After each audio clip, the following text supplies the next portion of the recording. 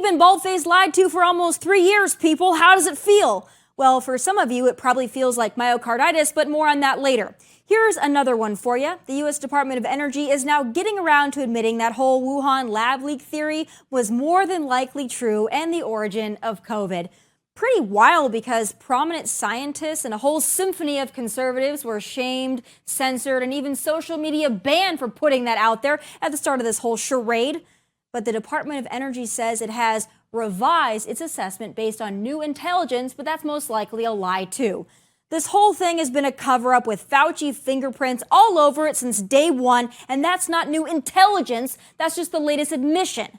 The whole thing is unraveling and quickly, so much so that even Hollywood actors are calling BS.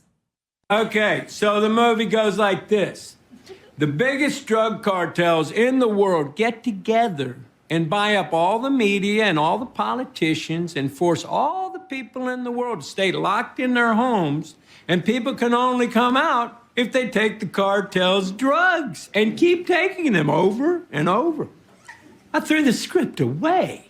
I mean, who is going to believe that crazy idea?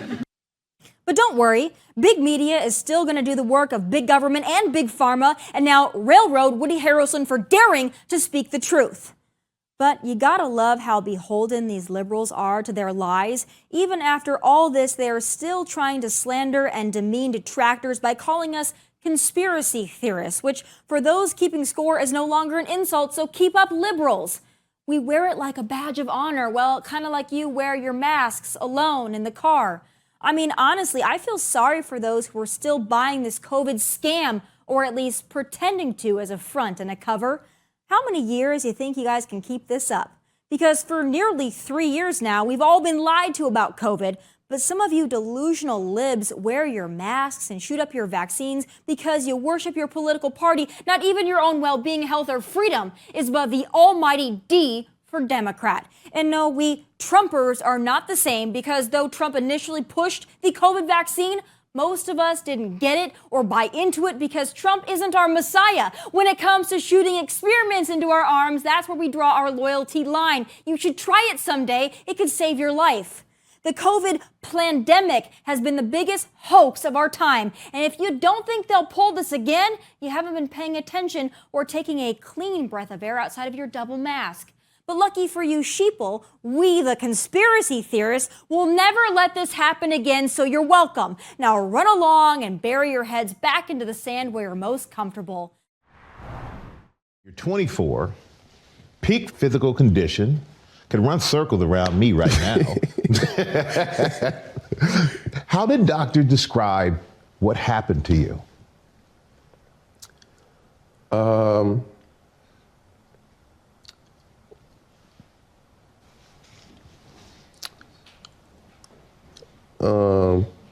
That's something I want to stay away from. In the immediate aftermath of Buffalo Bills player Damar Hamlin collapsing on the field due to cardiac arrest, I was one of the first who called on vax skeptics to take a beat out of respect to Damar and his family. But now, and especially after that Good Morning America interview, not to mention the almost daily headlines about healthy athletes suffering major medical complications or even sudden death, there needs to be some atonement for all of this. My next guest penned a letter to the NFL Players Association asking for that very thing, saying the NFL needs to take COVID vaccine injuries seriously, just as they would any other league-induced injury. Joining now is president and founder of Health Freedom Defenses Fund, Leslie Manukian. Leslie, thank you so much for being here, and thank you so much for writing that letter and calling attention to this, because I've been one of those people that was wondering where the players associations for every major sport, every professional sport were up until now. What can you tell us about the status of what's going on within these leagues? Well, first of all, thank you so much for having me on your show, Tommy. It's great to be here with you. That interview that Hamlin did on Good Morning America was just so poignant, right? It was just pregnant with his resistance, right? He did not want to say what was going on, and he was asked more than twice, or at least twice, what was going on, and he skirted the issue. I thought that was really interesting. So what happened was we wrote this letter to the NFLPA, the Players Association. We have yet to hear a word back from them. What's interesting, and I think is so important for everybody to understand, is that Damar Hamlin is not an isolated instance, okay? If you look globally, since the COVID vaccines have been introduced, there have been nearly 1,800 collapses, including about 1,200 deaths in athletes, okay? That's a huge number. Historically, there have usually been about 29 deaths and collapses in people under the age of 35. So deaths and then deaths in athletes globally under the age of 35. So this is a huge number. And then if you look at the United States, there have been about 65 to 70 cardiac arrest and cardiac related deaths in athletes in the United States on average. In the United States in January of 2022, alone, there were 89 deaths. So there is something going on. And after the Damar Hamlin cardiac arrest, which means that he died on the field, we just decided that we couldn't remain silent anymore. And we penned a letter to the NFLPA and said, listen, you guys have always stood up for players' health and rights in the past. Why are you not doing it now? What's going on here? There's a huge body of science. Let's talk about this. Can we have a dialogue? And will you please respectfully implement some kind of a testing and protocol to identify whether or not players have subclinical cardiac issues?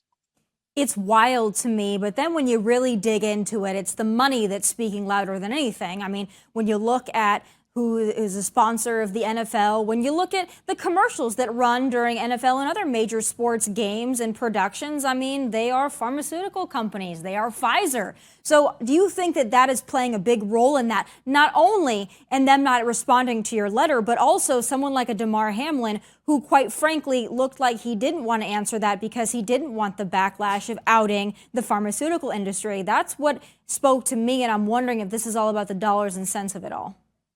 Well, it's a very, very good question. And I think that it's impossible for me to speculate exactly why they're behaving the way that they're behaving, but there is no doubt that the NFL has a conflict of interest. And the reason I say that is because the NFL participated in something called the COVID Community Corps. And this was a federal program that signed up different sorts of organizations, pro sports, hospitals, medical associations, athletes, celebrities, all sorts of people, and got them to commit to pushing the injections on their fans, their patients, or their players, their employees. And this program was tied to $3 billion.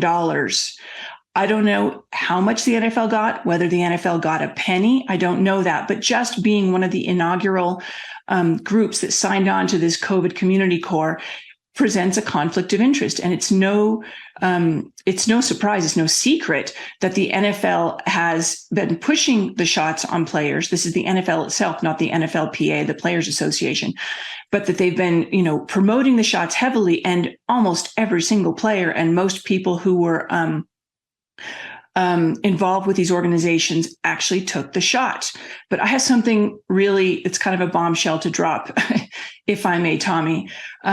In the last few days, I have learned from an extremely credible source that the NFL is well aware of this problem, that players have been dropping in training camps, in practice, and elsewhere. And this is coming from someone who's connected to the medical groups. So the medical team at one of the NFL franchises, there are 32 franchises, that they know, that everybody knows that this is a problem, and that it all began after the vaccines were rolled out.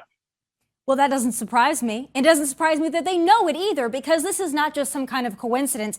There has been a giant cover-up, and it's not just been professional sports. It's not just been because of big pharma. It's been big tech, big government, big pharma, big media, all of it covering for this experimental COVID vaccine. And then you've got a few leaders, like in Florida with Ron DeSantis and his Surgeon General, who are actually doing studies to uncover all of the side effects that are possible and to hold people accountable. But I think this is going to be a giant problem that you can't cover up anymore. And I think what happened to Damar Hamlin, it was so visible. People really saw it as somebody that's in their 20s. I think that really shook people to their very core. But I wonder why the NFLPA, because that's supposed to be for the players, I wonder why they're not standing up, because this is ultimately going to impact their members, their association, their players, their customers Really? And if they're dropping dead or they have major health complications and issues, that is a direct link to what the NFL pushed or coerced their players to do. Because as we all know, a lot of the sports organizations, they didn't force you to get the vaccine, but if you didn't get vaccinated, a lot of your rights and privileges were taken away, not to mention the public shame of it all. So I wonder why the NFLPA wouldn't put their players first. Do you have any idea why that could be? Well, listen, with the whole traumatic brain injury situation that came to light after all the concussions, we started to learn how dangerous these were and that they actually had medium and long-term impact on players. The NFLPA didn't lead. The NFLPA didn't do anything until there was a movie that came out that exposed the whole problem with concussions and what was happening long term. And so, while we'd like to think that we live in this world where people honor their duties and responsibilities, that's not always the case. They know, and I think there's a problem too, that number one, the NFLPA may have conflicts that we don't know about. And secondly, there's the players. I think that we can't discount the effect of the players, right? These are young men in the sports that we're talking about right now, NFL, but young athletes in general who've made it. And this is their ticket to riches, probably, potentially to fame. And so maybe they don't want it to be exposed either. It's really not clear exactly what's going on. Let's just say it's a political hot potato that nobody wants to touch. And there could be financial reasons, legal reasons, personal reasons that they don't want to go there. It's impossible for me to speculate, but I think those are some of the possibilities.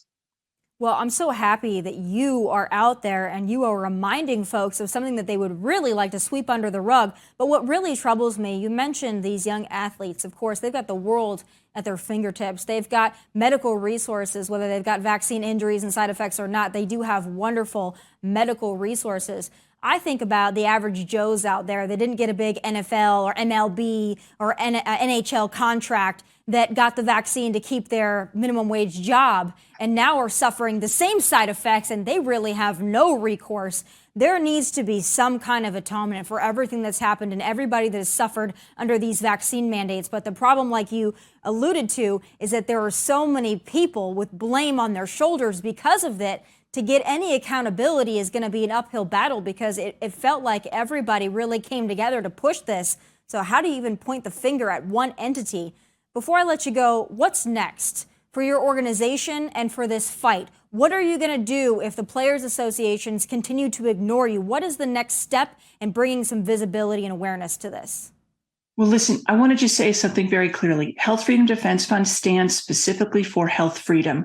And in the same way that we don't think that anybody should have been mandated to get these experimental injections, we also believe that people should be able to voluntarily choose whether or not they get testing or screening.